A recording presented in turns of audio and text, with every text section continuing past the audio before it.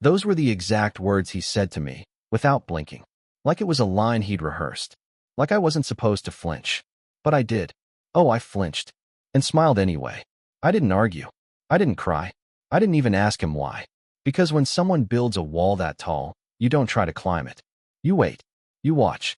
And you figure out what the hell they're trying to hide behind it. Mark thought I'd spend 5 days sipping margaritas and posing for selfies with the girls. He thought it was just another escape trip, our version of pressing pause. But the moment he looked me in the eye and said those words, something cracked open inside me. Something old. Something I thought I'd buried years ago. You see, I'm not just another woman with a boyfriend and a suitcase full of swimsuits. I'm a private investigator. That's not a metaphor. It's a real job, one that bleeds into your bones. It rewires you. You start reading people not by what they say, that's for amateurs, but by what they avoid, what they polish over with a smile, what they flinch at when no one's looking. And I'd made the stupid mistake of falling in love with someone I thought was the exception. Mark and I had been together for 3 years. We lived in my house, one I bought, paid for, and renovated myself with more grit than cash. We were a team, or so I believed. He called me too cynical. Said my job warped how I saw the world. Maybe he was right. But the real twist? I wasn't cynical enough when it came to him. The red flags didn't come waving. They whispered. It started with the girls' trip. Vegas. 5 days. Supposedly harmless. Lauren, Becca, and Chloe, the usual suspects. Lauren's the type who treats every man like a new pair of shoes. Exciting, replaceable, and always bought on sale. Becca's her echo, and Chloe's a quiet observer. The kind who watches everyone at the table but never shows her own cards. They've never liked Mark. Too stable, too boring, too safe. But I like that about him. At least, I thought I did. We were packing, folding outfits into neatly zipped compartments, and I asked, casually, for his flight info. Just in case. Hotel name, return date. Normal questions. He stopped mid-fold. Looked at me like I'd just demanded his social security number. You don't need to know that, he said. Flat. Cold. Excuse me? It's a girl's trip, Jess. The point is to unplug. To get away from everything, including you. And just like that, I was blocked. Not metaphorically. Literally.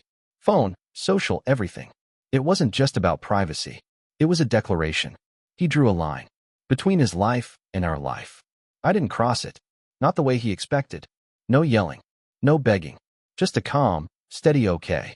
He blinked, surprised. He expected a scene. A meltdown. Something he could twist into me being controlling or paranoid. But he got none of that. I dropped him off at the airport the next morning. He leaned in, kissed my cheek, grinned like he hadn't just carved out a piece of my reality and set it on fire. Don't miss me too much, he joked. I'll call when I land. You'll be unblocked then. I won't, I said. He laughed. Thought I was kidding. I watched him disappear into the terminal. Watched the wheels of his suitcase click rhythmically across the tile. And then I drove off. Not home. To the office. Because while he thought he was diving into 5 days of blackout, I was already flooding the field with light. Mark didn't know that when he left, he wasn't leaving behind a girlfriend. He left behind a woman trained to find the truth. And now, I wasn't just the woman who loved him. I was the investigator on his case. There's a special kind of silence that fills your chest when the person you love becomes a stranger. It's not dramatic. It's not loud. It's just hollow. That silence sat with me for a week. While she danced in casinos and clinked cocktails in rooftop pools, I sat alone in my office, not as a girlfriend left behind, but as the woman who was finally seeing the man behind the mask. It started with a license plate. One of her friends, Lauren, predictably reckless, had posted a picture of the 4 of them posing in front of her house, all sunglasses and smug smiles, ready to escape their lives for 5 days. But it wasn't the women I looked at. It was the SUV behind them. Sleek, black, expensive. I ran the plate.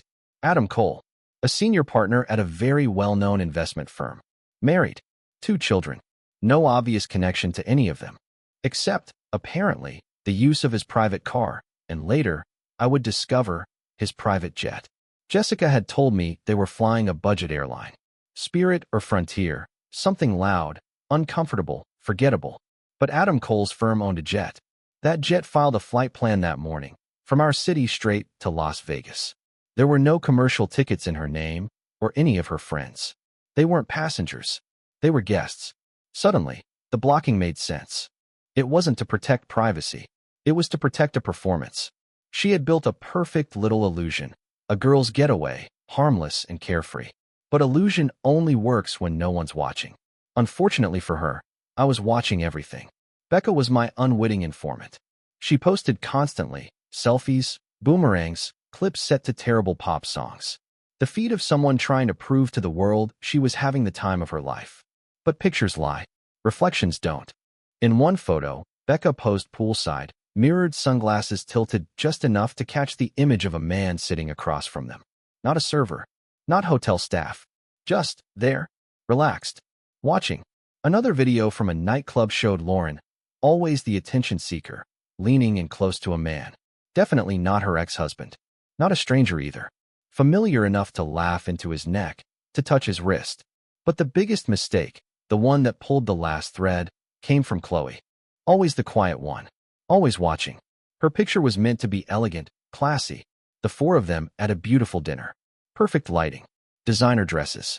But on the wall behind them was a painting. Bold, abstract, unmistakable. I knew it. I'd seen it before. It hung in the Bellagio, in a private dining room reserved only for high rollers. A suite the public can't even Google without a clearance code. I made a call. I've worked in this city a long time. I have favors stored in forgotten drawers. One of them picked up, a friend in casino security. He confirmed it.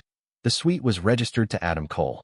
He was in town, hosting clients. And yes, 4 women were staying with him. Jessica was one of them. Not just a participant. Not just a +1. She was part of the package. This wasn't a girl's trip. It was a transaction. A 5-day fantasy funded by a man who wore wedding rings and spreadsheets like armor. But the last piece broke something in me. One of Becca's videos caught Jessica in the background. Laughing. Hair curled. Glass of wine in hand. Leaning close to someone I couldn't quite place. Not at first. I pulled the audio. Enhanced it. Ran it through a voice analysis tool from my own database. It was a long shot. It shouldn't have worked. But it did. The voice was Scott. Her ex-fiancé. The man she told me had cheated on her, broken her.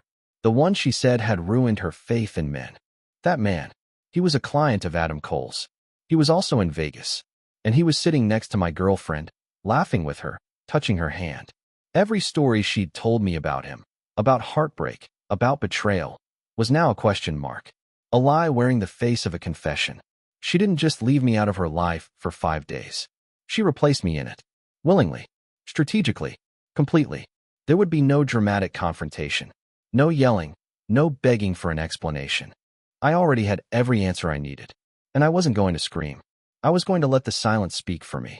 There's a kind of pain that doesn't make you cry. It makes you efficient. I didn't need to scream, or break things, or call her a liar to her face. That would have been for me, to soothe my ego, to scratch the surface of my heartbreak. But this wasn't about scratching. It was about surgery. Quiet. Surgical. Permanent. So I started with Adam Cole's wife, Catherine. A pediatrician. A mother. A woman who kissed her kids goodbye every morning while her husband jetted off with Lauren draped on his arm like a luxury accessory. She had no idea, and I didn't contact her. That wasn't my role to play. But I compiled everything. The flight logs. Suite bookings. Photos. Screenshots. Lauren wrapped around Adam in that cabana, the reflection of his Rolex shining in Becca's sunglasses. All tied up in a clean, professional file. Then I sent it, anonymously, to a reputable divorce attorney in her city. Just a note. You might want to show this to your client, Catherine Cole. It seems her husband's business trips are more eventful than she knows. Then there was Scott, Jessica's infamous ex, the one who had supposedly shattered her, the man I was meant to hate. Turns out he was funding part of this trip with other people's money while pretending to be at a wellness retreat in Arizona.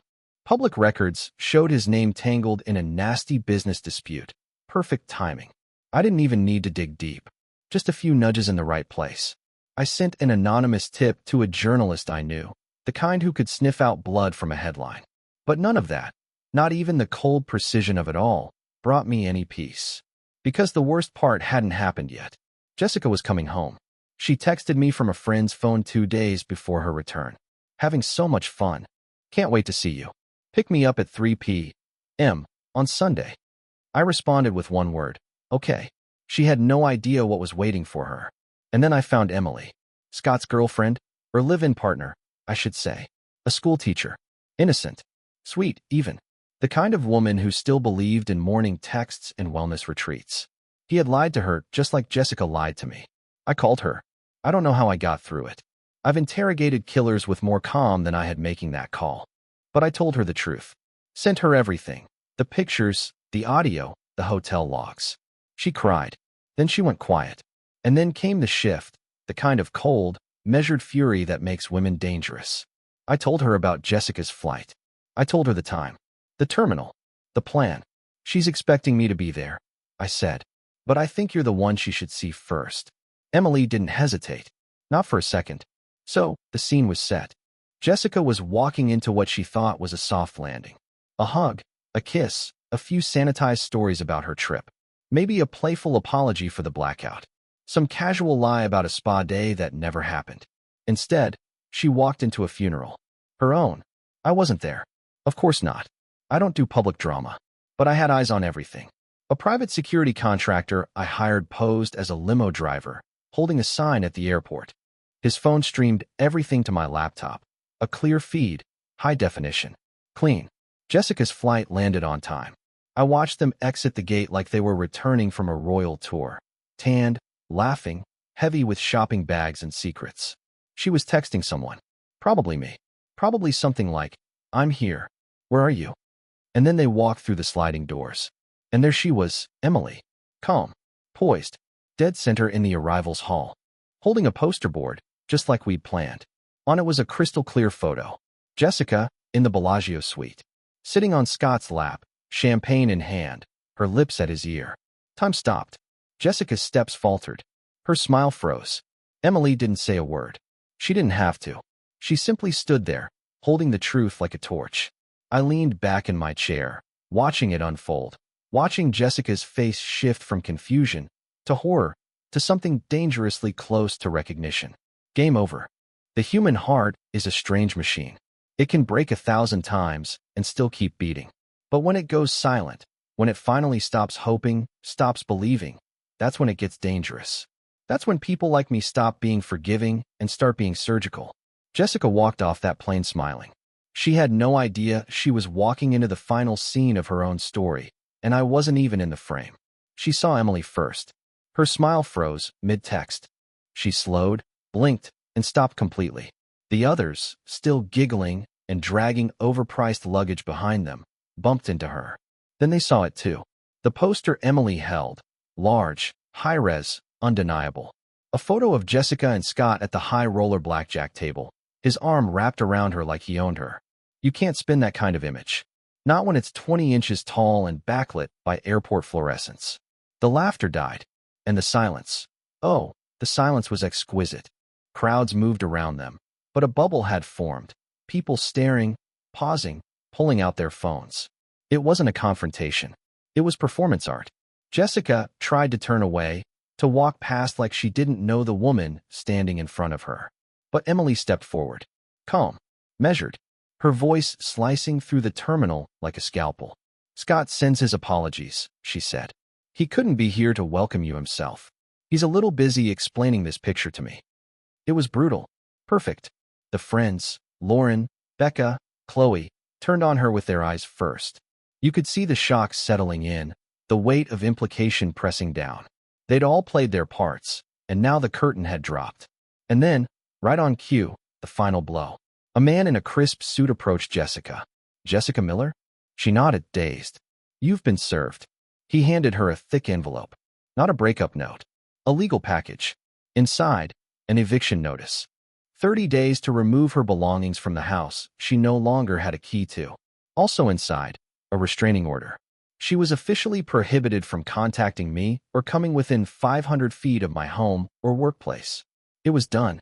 She dropped her bags. Her hands covered her face. And for the first time since all of this began, she cried. Not the fake tears, not the manipulative kind, the real ones.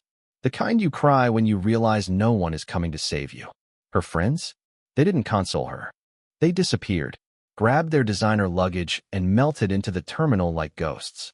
Rats off a sinking ship. They weren't just witnesses, they were co-conspirators. And they wanted out. Emily didn't say another word. She didn't need to. She turned and left, leaving Jessica alone. A woman who thought she'd come home to a kiss and a lie. Now sitting on the cold tile floor of an airport, surrounded by silence and shopping bags. And I watched it all. My laptop streamed the entire thing. I didn't feel glee, just a quiet, settled finality. It was over. The fallout came fast. Catherine Cole, Adam's wife, didn't hesitate. Within 24 hours of receiving my anonymous file, she filed for divorce.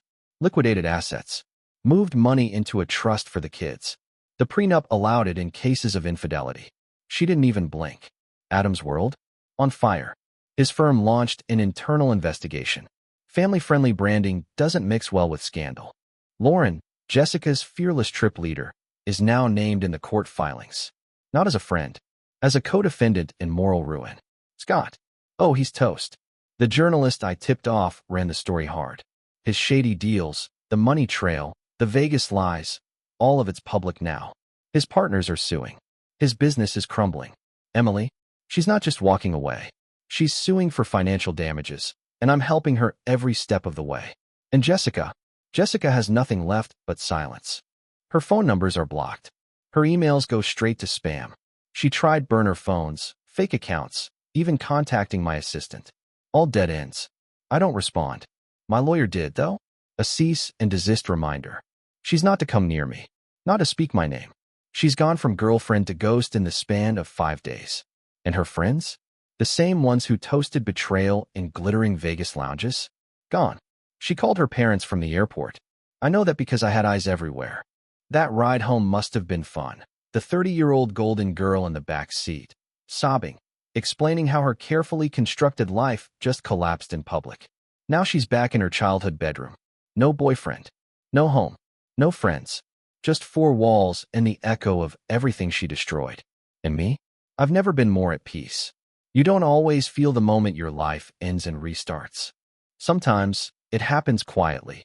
In an airport terminal, under fluorescent lights, in the silence after someone says nothing at all. The fallout from that day came quickly, but the real unraveling, the slow, deep, soul-wrenching kind, came later. I spent the week after Jessica's return removing her from my life like a tumor. No arguments. No warnings. Just erasure. Her things were packed by professionals and delivered to her parents' house. I changed my number, locked my social media, and like that, I vanished. She had tried to play both sides, the comfort of my loyalty and the thrill of her secrets. She thought life was a game of masks. But my world doesn't run on illusions. It runs on evidence. Timelines. Consequences. She gave me a blackout. I gave her a lifetime of it. And then, silence. For months. Until the noise faded. Until the dust didn't just settle, it disappeared. 6 months have passed. The final update, I suppose. Not to gloat. I don't feel like gloating. I'm not angry anymore, just done. I didn't expect the loneliness that came after revenge. It's not something people warn you about. You imagine the satisfaction will linger, that it'll keep you warm at night. But justice doesn't comfort. It just clears the room. And in that emptiness, someone quietly walked in. Emily. We kept in touch after the airport. Not out of pity. Not because we needed someone to cry to. But because we understood each other in a way no one else could. We'd both been lied to by people we trusted. We both stood at ground zero of someone else's selfish explosion. We started small. Coffee. Then lunch. Then long, quiet walks where we talked about everything but what had happened. Work. Family. Music. Books. And somewhere in those hours, something solid began to form. We're dating now. Carefully. Honestly. It's real, not dramatic, not euphoric. Just real. The way you build something when you know exactly how easily it can all collapse. As for the others, they've all found their own versions of karma. Adam Cole lost it all. His divorce was swift, and Catherine, smart, focused Catherine, hit him where it hurt. House gone. Fortune gutted. Job lost. Reputation scorched. His name now lives in whispered warnings at investment firms. Lauren became radioactive. Once the life of every rich man's party, now a pariah. No one invites a liability to the table, especially one that leaves paper trails. Scott is spiraling. The article about his business dealings kicked off investigations he can't bury. Lawsuits. Potential criminal charges. Emily's pursuing him for financial damages with my full support. And Jessica, hers is the quietest fall of all. After weeks of silence, her parents picked her up from that airport. She stayed in their spare bedroom. No boyfriend. No friends. No home of her own. Eventually, she got a job. Something modest. She moved into a small apartment. She's rebuilding. Alone. 2 months ago, my lawyer forwarded me a letter. From her. Handwritten. It wasn't a plea for forgiveness. It wasn't dramatic. It was raw. Honest. She admitted everything. That she lied. That she was addicted to attention. That she wanted the safety I gave her and the chaos she wasn't ready to give up. She said the airport confrontation was the worst day of her life, and the most important. That it forced her to see herself. She's in therapy now, trying to become someone she can respect. She ended the letter with one sentence. I don't expect your forgiveness. I just needed to tell you I'm sorry. And for the first time in this entire saga, I didn't feel anger. I didn't feel anything but peace. Some things, once broken, stay broken. And that's okay. We don't always fix what we lose. Sometimes, we just learn to live better after it's gone. What I did wasn't revenge. Not really. It was the final act of a story she wrote. I just turned the page. The airport wasn't a confrontation. It was a curtain call. They all wore masks. Until they couldn't. What was left after that was real. Raw. Ugly. But honest. And me? I've built something new. Not perfect. But real. I still see the layers, the lies, the angles. But now, I see the good too. Jessica thought she could block me out for 5 days. She gave me the space I needed to block her out forever. And behind that wall, it's quiet. It's safe. And for the first time in a long time, it's home.